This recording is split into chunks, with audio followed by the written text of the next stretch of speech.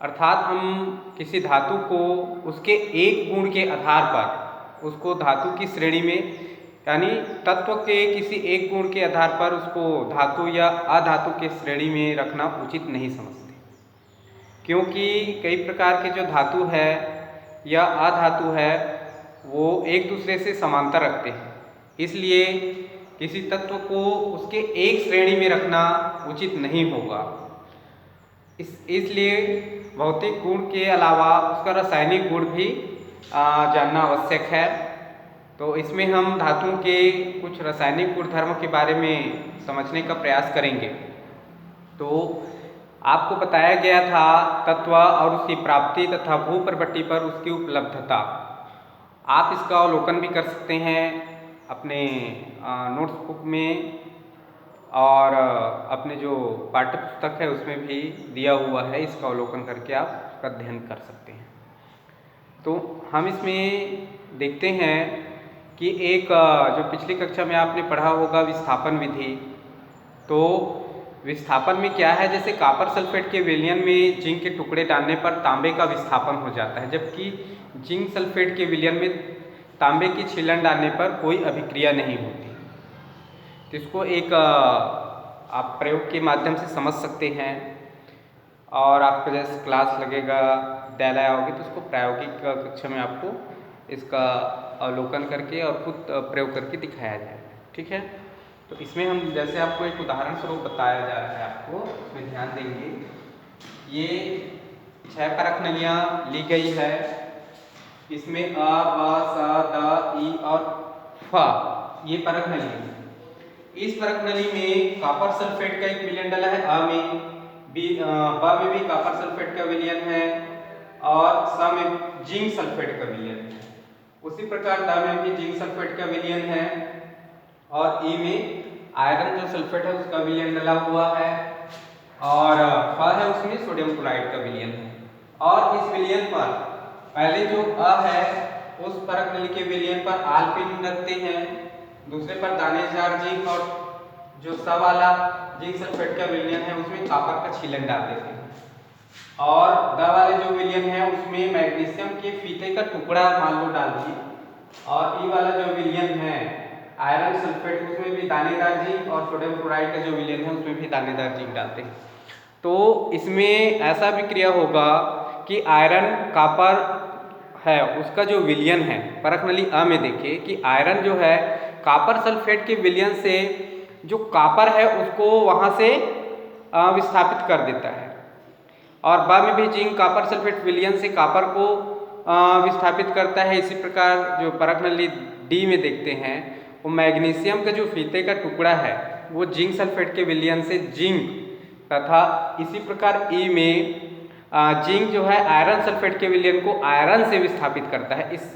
इसमें क्या है कि ऐसा विलयन या ऐसा तत्व कहो उसमें या धातु जो दूसरे धातु को उसके विलयन से विस्थापित कर रहा है, वहाँ वो सक्रिय धातु कहलाता है, और जो उससे कम सक्रिय है वो वहाँ उसको विस्थापित नहीं कर पाता।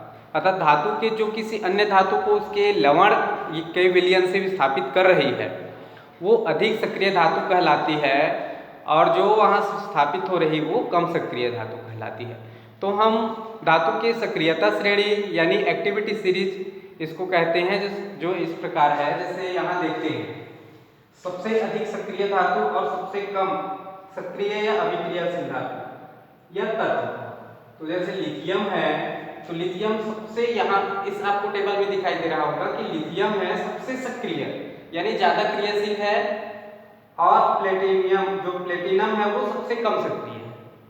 इसी प्रकार उसको घटते क्रम में देखेंगे तो लिथियम के बाद पोटेशियम, सोडियम, कैल्शियम, फिर magnesium, aluminium, zinc, chromium, iron, tin, lead, hydrogen, copper है, यहाँ मरकरी है, सिल्वर है, गोल्ड है यानी सोना है, और एक प्लेटिनम है।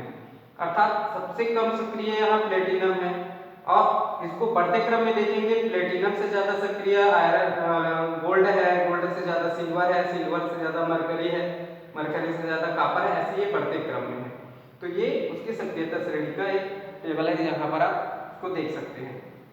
इसीलिए जो आभूषण बनाने का उपयोग करते हैं तो उसके लिए कम सक्रिय जो धातु है, ये कम अभिक्रियाशील तत्व है, उसी का उपयोग किया जाता है। इसका कारण ये है कि ये इसको उत्कृष्ट धातु जैसे अन्य तत्वों से या वातावरण से जो दूसरे तत्व हैं, पदार्थ हैं, उसके साथ ये उतना जल्दी अभिक्रिया नहीं करेगा। और इसके ऊपर जो उसका जैसे लोहे के ऊपर जंग लगना है तो वो वायु नमी के कारण उसके ऊपर जंग लग जाता है, उसमें एक विद्युत रासायनिक सिद्धांत कार्य करता है। वैसे इसमें गोल्ड है, सिल्वर है, प्लेटिनम इसके साथ नहीं होता, इसलिए सोने को एक उत्कृष्ट धातु भी माना गया है और इसीलिए इसका आभूषण बनाई जाती है। ठीक है, यहाँ पर एक चीज़ और देखेंगे आप कि सक्रियता श्रेणी में हाइड्रोजन के ऊपर आने वाले जो धातु है, हाइड्रोजन के ऊपर जो ये आने वाले धातु है, ये क्या करता है कि तनु अम्लों से अभिक्रिया कर हाइड्रोजन गैस मुक्त होती है। आपको अभिक्रिया का जो समीकरण है वहाँ पर आपको बताया जाएगा कि कैसे ये तनु अम्ल से अभिक्रिया कर हाइड्रोजन गैस मुक्त करती है। इसी प्रकार अगर हम सक्रियता श्रेणी की धातु को उनकी शुद्ध रूप में प्राप्त होने के समय के साथ तुलना करें तो पता चलता है कि सबसे ज़्यादा अभिक्रियाशील दो धातु है, जैसे सोडियम है, पोटेशियम है और कैल्शियम है, लगभग 200 साल पहले शुद्ध तत्व के रूप में प्राप्त हुई। जबकि सबसे कम अभिक्रियाशील धातु जैसे इसमें सोना है, प्लेटिनम है ना, ये जो सभ्यता में भी इसका उपयोग हो रहा था, इन धातु को उपयोग में लाने के कारण उनकी प्रकृति में तत्व का जो रूप है वो क्या शुद्ध रूप में पाया जाता है। क्योंकि इसको प्राप्त करने में आसानी होती है, उतना ये जटिल अवस्था रूप में नहीं पाया जाता, इसमें अन्य जो तत्व है, पदार्थ है, वो मिले नहीं होते, तो इसको प्राप्त करना आसान होता है।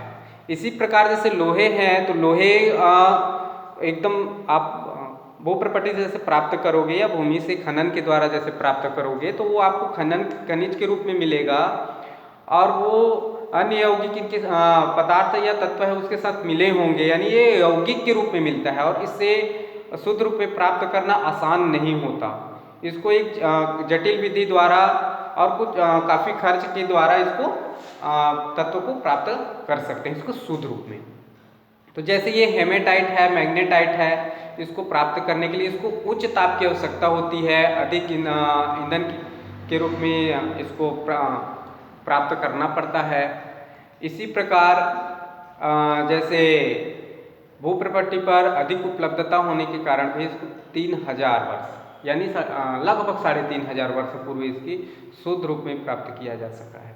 जैसे पारा है, जस्ता है, टीन है, ऐसी धातु हैं जिन्हें उनके यौगिक को केवल गर्म करके ही प्राप्त किया जा सकता है और लोहे से अधिक सक्रिय धातु जैसे सोडियम है, पोटेशियम है, केवल यौगिक के रूप में ही मिलती है, जिन्हें रासायनिक रूप से अपचयित नहीं किया जा सकता। ठीक है, तो हम इसके बाद पॉइंट में देखेंगे कि धातुओं को वायु में दहन करने से अब क्या होता है। ठीक है, यानी वायु की उपस्थिति में उसका दहन करने, जैसे इसमें देखेंगे कि निस्तापन एक विधि होती है और एक विधि है, उसको हम लोग देखेंगे नेक्स्ट की जो उपस्थिति है, निस्तापन और अनुपस्थिति, निस्तापन और भर्जन जो अभिक्रिया है, इसके बारे में नेक्स्ट क्लास में हम लोग देखेंगे। ठीक है, यहाँ देखते हैं धातुओं का वायु में दहन करने से क्या होता है। तो अधिक सक्रिय धातु है जैसे सोडियम है, आपको टेबल में वहाँ चार्ट में दिखाया गया था, सोडियम, पोटेशियम तथा लिथियम, ये ऑक्सीजन के साथ शीघ्रता से क्रिया करती है और इसको खुले में रखने से ऑक्सीजन के साथ अभिक्रिया करके ये ऑक्साइड बनाती है। जैसे इसको ऑक्सीजन के संपर्क में रोकने के लिए इसको केरोसिन के जैसे तेल में डुबा करके रखा जाता है, यानी केरोसिन में इसको डुबा करके रखा जाता है। इसी प्रकार सोडियम तथा पोटेशियम के जो है वो उनके जो ऑक्साइड है वो जल में घुल करके क्षार बनाते हैं। जैसे यहाँ समीकरण में देखेंगे, ये सोडियम है, ये ऑक्सीजन से अभिक्रिया करेगा 4Na + O2, ये अभिक्रिया कर रहा है और 2Na2O, यानी सोडियम ऑक्साइड, ये सोडियम ऑक्साइड बना रहा है। इसी प्रकार जो सोडियम ऑक्साइड है वो सॉलिड अवस्था में है, वो जल एलिक है, यानी ये इसके लिक्विड है और ये सॉलिड, तो H2O Na2O सॉलिड अवस्था प्लस H2O लिक्विड है, तो इसके साथ अभिक्रिया करके 2NaOH यानी सोडियम हाइड्रोक्साइड, ये एक्वेटिक है जो जलीय विलयन है, तो तनु है, तनु NaOH ये क्षार बनाता है। अर्थात सोडियम तथा पोटेशियम के जो ऑक्साइड है वो जल में घुल करके क्षार बनाते हैं, और अधिक सक्रिय धातु जैसे सोडियम और पोटेशियम तथा लिथियम है वो ऑक्सीजन से शीघ्रता से क्रिया कर लेते हैं, और खुले में रखने पर ये हवा की जो ऑक्सीजन है उससे अभिक्रिया कर ऑक्साइड बना लेता है। इसके बाद कुछ कम सक्रिय